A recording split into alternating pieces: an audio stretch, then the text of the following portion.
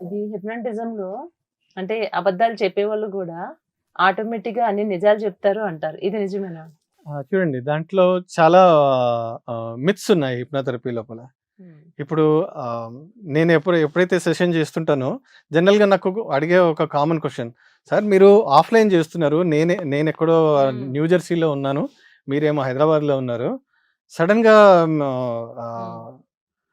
Communication cut అయిపోతే నేను నా పాస్ట్ లైఫ్‌లోనే అక్కడనే స్టక్ అయిపోతానా అని అడుగుతారు. హ్మ్. హ్మ్. పీఎల్ఆర్ చేసేటప్పుడు.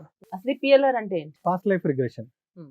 పాస్ట్ లైఫ్ రిగ్రెషన్ అనేది ఆహ్, మీరు ప్రస్తుతం ఏదైతే ఈ జన్మలో ఏదైతే ఉన్నారో, ఈ జన్మ కంటే ముందు ఎన్ని జన్మ. జన్మలు జరిగాయి?